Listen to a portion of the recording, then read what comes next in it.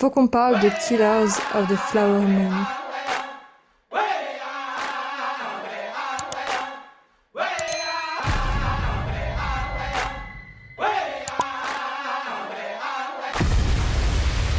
Au lieu de vous parler de mon avis sur le film, que je n'ai pas encore vu, je l'avoue, je vais plutôt vous raconter l'histoire vraie derrière ce film. C'est une histoire tragique de massacre, mais de trahison aussi, et de conspiration digne des plus grands polars. Pas étonnant que ça ait été l'objet d'un film. Alors tenez-vous prêts et soyez avertis que je vais dévoiler des éléments de l'intrigue, alors attention, vidéo spoilers, totalement. D'abord pour le contexte global, Killers of the Flower Moon, ça raconte l'histoire du massacre qui a eu lieu contre la communauté Osage dans les années 20. En 2017, il y a David Grann, qui est un journaliste au New Yorker, qui décide d'écrire un livre sur ce massacre. Son livre, il parle des crimes génocidaires qui ont eu lieu contre la communauté des Osages suite à l'avidité des colons blancs et à la déshumanisation des Osages. Cette histoire, c'est une série de meurtres à grande échelle à cause de la richesse. Alors commençons depuis le début. À l'origine, les Osages sont originaires de la vallée de la rivière de l'Ohio et du fleuve du Mississippi. Cette communauté amérindienne a été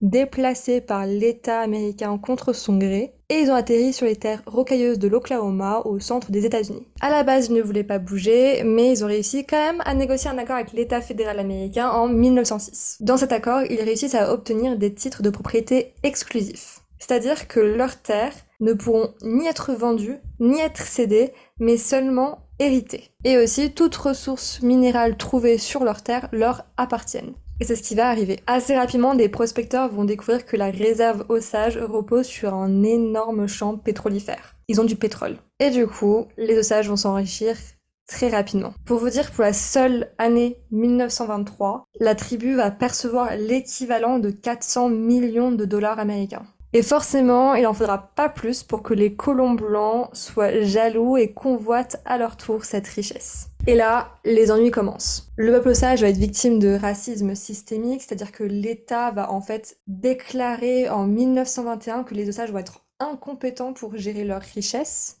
Ce sont donc les pionniers qui vont s'en charger. Ils vont monter des commerces et ils vont même marier des membres de la tribu. Pour l'héritage, vous vous doutez bien. Mais c'est pas le pire. Le pire, c'est la période de 1921 à 1925 qui va être nommée le règne de la terreur. Le règne de la terreur, c'est une série de meurtres suspects, de disparitions, d'assassinats qui vont toucher les membres de la communauté Osage. En tout, la tribu, elle dénombre au moins 60 victimes et il y en a sûrement plus. Parce qu'il y a beaucoup de morts suspectes qui n'ont jamais fait l'objet d'une enquête. Et au bout d'un moment, les meurtres par balles, les défenestrations, les empoisonnements s'accumulent. La police locale n'arrive pas à arrêter le moindre suspect. Et le dossier va finir par tomber dans les mains d'un certain J. Edgar Hoover.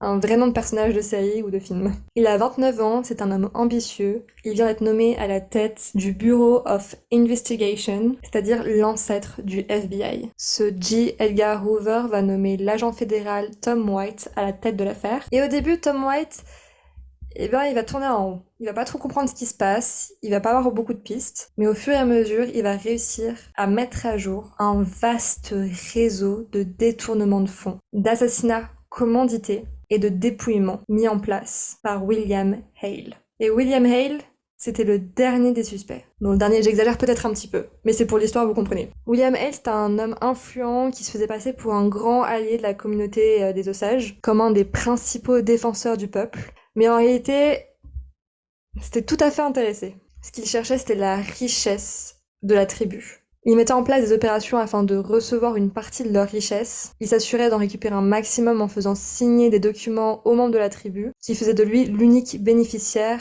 de leurs biens à leur mort. Et c'est toujours pas le pire. Le pire, c'est ce que William Hale a demandé à son neveu de faire. William Hale, il avait un neveu, Ernest Buckhart, et il a demandé à son neveu d'épouser une femme de la tribu Osage. Ernest épouse Molly Kyle, avec qui ils finiront par avoir 2 enfants, mais la famille de Molly vont être décimées durant le règne de la terreur. Une de ses sœurs est tuée d'une balle dans la tête, sa mère meurt quelques mois plus tard d'un empoisonnement présumé, son autre sœur et son mari meurent d'une explosion de bombe dans leur maison, Un de ses cousins éloignés aussi va mourir d'une balle dans la tête. D'ailleurs, Molly est diabétique et elle-même va échapper à une tentative d'empoisonnement liée à ses doses d'insuline. William Hale et Ernest Buckhart ont carrément mis en place une machination intrafamiliale. Ces deux hommes, le mari de Molly, Ernest, et son oncle William Hale, ont tous les deux orchestré tous les assassinats de la famille de Molly afin d'hériter de leurs droits d'exploitation en pétrole. Vous imaginez ? C'est horrible. Alors évidemment, les deux, ils avaient essayé de maquiller leurs crimes, mais Tom White va découvrir le poteau rose et les deux vont être condamnés à la prison à perpétuité en 1926 et 1929, avant d'obtenir une libération conditionnelle. Ernest Buckhart, donc le mari de Molly, va même obtenir, tenez-vous bien, il va obtenir le pardon total du gouverneur de l'Oklahoma en 1965. Un pardon total pour avoir été complice et avoir participé au meurtre de toute une famille, afin de récupérer leurs droits de pétrole. Elle est belle, la justice.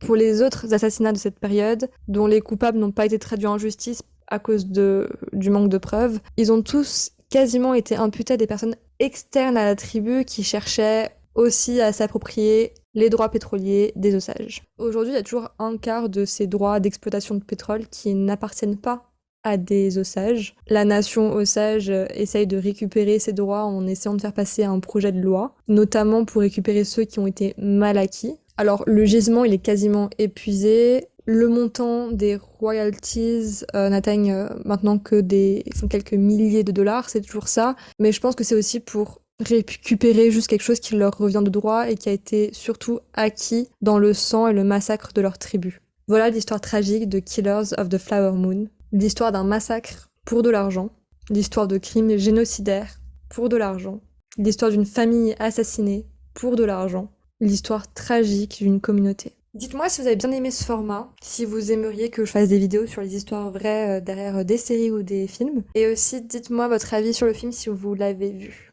Moi je compte le regarder très bientôt. Sur ce, on se retrouve à très vite. Salut!